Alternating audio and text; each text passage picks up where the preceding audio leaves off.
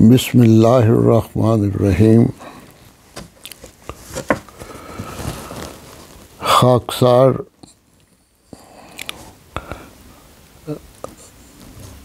آج حضرت امیر المومنین حضرت مرزا مسرور احمد خلیفۃ المسیح خامس ایّد اللہ تعالیٰ بن عزیز نے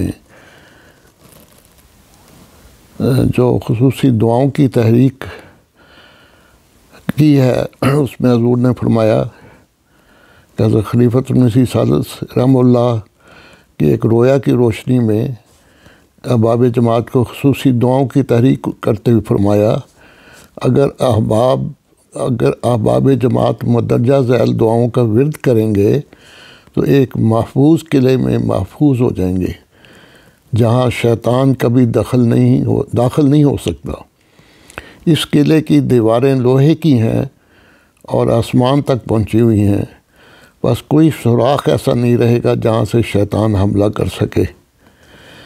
جو حضور نے تحریک فرمائی ہے وہ یہ ہے، ہر بڑا فرد جماعت 200 دفعہ روزانہ پڑھے، سبحان اللہ و بحمدہ سبحان اللہ العظیم، سبحان اللہ و بحمدہ سبحان اللہ العظیم، اللہم صلی علی محمد و آل محمد، یہ 200 دفعہ۔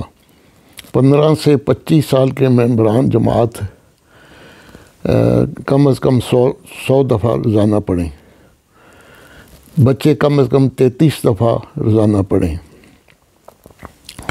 چھوٹی عمر کے بچے 3-4 دفعہ روزانہ والدین پڑھائیں۔ نمبر 2 استغفار ہے، استغفر اللہ ربی من کل ذنب و اتوب الیہ، 100 دفعہ روزانہ یہ بڑے پڑھیں۔ حضور نے فرمایا اسی طرح یہ بھی میں شامل کرتا ہوں، رب کلو شین خادموں کا رب فافزنی وانصرنی وارحمنی، 100 دفعہ روزانہ۔ حضور انور ایّد اللہ تعالیٰ نے فرمایا، ان دنوں میں جب کہ شیطان ہر حیلے سے بحیثیت جماعت بھی اور مجموعی طور پر ہمارے پر حملہ کرنے کی کوشش کر رہا ہے، عمومی طور پر دنیا میں بھی اس سے بچنے کے لیے ایک ہی ذریعہ ہے کہ خاص طور پر دعاؤں پر زور دیں، اور صرف جلسے کے دنوں میں نہیں بلکہ ہمیشہ کے لیے یہ درود شریف اور ذکر الہی یہ ورد اپنی زندگیوں کا حصہ بنا لیں، اور اس پر ہر ایک کو، بچے کو، بڑے کو، عورت کو، مرد کو، سب کو توجہ دینی چاہیے۔ خطبہ جمعہ 23 اگست 2024۔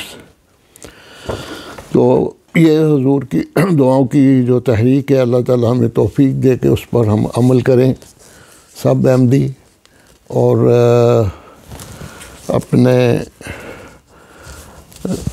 اس کے نتیجے میں خدا تعالیٰ کی خاص فضل ہم دیکھیں گے، بشرطے کہ ہم پوری ذمہ داری کے ساتھ باقاعدہ خود بھی پڑھیں اور اپنے بچوں کو بھی تحریک کریں۔ میں نے دعاؤں کے سلسلے میں اپنی جو 2 قطعات ہیں وہ میں آپ کی خدمت میں پیش کرتا ہوں۔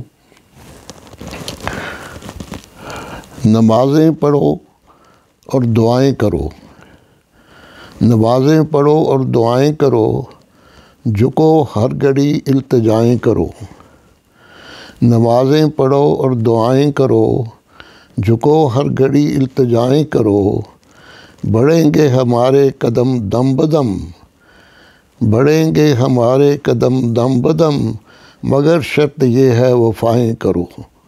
یعنی جو خلیفہ وقت نے بات بتا دی ہے اس پر عمل کریں، اور یہی وفا ہے کہ جو خلیفہ وقت بات جو حکم فرمائے، نصیحت فرمائے، اس پر ہمارا کام ہے کہ ہم اس پر عمل کرنے کی پوری کوشش کریں، پھر اللہ تعالیٰ کا خاص فضل ہم پر نازل ہوگا۔ پھر دوسرا قطعہ ہے، کہہ رہا ہے یہ امام وقت اب، کہہ رہا ہے یہ امام وقت اب، تو دعاؤں میں لگا دے زور سب، کہہ رہا ہے یہ امام وقت اب، تو دعاؤں میں لگا دے زور سب، کر تو باطل پہ دعا سے وار پھر. ہمارے تو جو بھی ہے وہ دعائیں ہیں، اصل طاقت ہمارے پاس جو ہے. کر تو باطل پہ دعا سے وار پھر، کر تو باطل پہ دعا سے وار پھر، احمدیت کی ترقی ہوگی تب. تو یہ دعائیں، یہ چونکہ میرے 2 کتاب تھے، دعاؤں کے سلسلے میں میں نے پیش کر دیے ہیں، اور اس کے علاوہ بھی میں نے غالباً اور بھی اگر ہوا کوئی تو وہ بھی پیش کر دوں گا.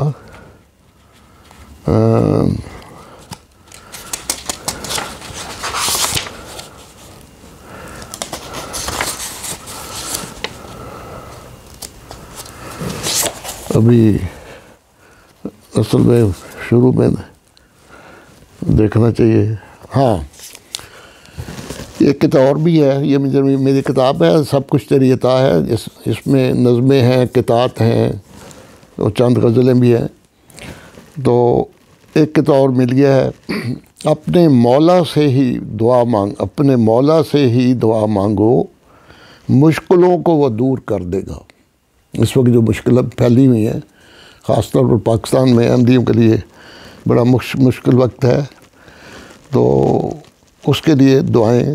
اپنے مولا سے ہی دعا مانگو، اپنے مولا سے ہی دعا مانگو، مشکلوں کو وہ دور کر دے گا. رات کتنی بھی گہری ہو جائے، ظلمتوں کو وہ نور کر دے گا. اپنے مولا سے ہی دعا مانگو، مشکلوں کو وہ دور کر دے گا. رات کتنی بھی گہری ہو جائے، ظلمتوں کو وہ نور کر دے گا. تو یہ جو دعائیں ہیں ہم اپنی جماعت کے لیے بھی کرتے ہیں. حضور نے ہمیں تحریک فرمائی ہے، پھر حضور نے یہ بھی تحریک فرمائی ہے کہ اس وقت جو مسلمانوں کے جو حالات ہیں، ظلم ہو رہا ہے فلسطین پر، لبنان پر، اور تو ان کے لیے بھی دعا کریں کہ اللہ تعالیٰ ان کو ظلموں سے نجات دے اور ظالموں کا ہاتھ خود روک دے اور ان کو اپنی حفظ و امان میں رکھے. اور اسی طرح جو جماعت کے بارے میں پاکستان میں خاص طور پر جو زیادتی اور ظلم ہو رہا ہے، تو اس کے لیے جو حضور نے دعائیں فرمائی ہیں، ہمیں کوشش کرنی چاہیے کہ ہم اس پر باقاعدہ سونے سے پہلے یہ جائزہ لے لیں کہ ہم نے جو حضور نے ہمیں دعائیں بتائی تھی اس پر کس حد تک خود عمل کیا ہے اور کس حد تک ہمارے بچوں نے کیا ہے. اللہ تعالیٰ ہم اس کی توفیق دے اور اپنے خاص فضلوں سے ہم پر خاص فضل اپنی رحمت نازل کرے اور جماعت کے لیے آسانیاں پیدا کرے. یہ خدائی جماعت ہے، اس نے تو دنیا میں پھیلنا ہے. الہی جماعتوں کی مخالفت ہوتی ہے، لیکن خدا تعالیٰ آخر کار سچائی کو دنیا میں فتح یاب کرتا ہے، اور جو اس کے دشمن ہوتے ہیں ان کو ناکام و نامراد کرتا ہے. قرآن کریم پڑھ کے دیکھ لیں، ہر قوم نے جس نے بھی جب نبی آتے ہیں تو ان کی مخالفت ہوتی ہے، لیکن آخر کار جو خدا تعالیٰ کی طرف سے آتے ہیں، مامور اور نبی آتے ہیں، وہی کامیاب ہوتے ہیں، وہ کامران ہوتے ہیں، اور اس کی جماعت ہی کامیاب و کامران ہوتی ہے. ہمارے لیے صبر اور دعا یہ 2 چیزیں ہیں جس سے خدا تعالیٰ ہمیں کامیاب و کامران کرے گا انشاءاللہ. السلام علیکم ورحمۃ اللہ وبرکاتہ. خدا حافظ و ناصر. اپنی دعاؤں میں خاک سر کو بھی یاد رکھیں. اللہ حافظ و ناصر.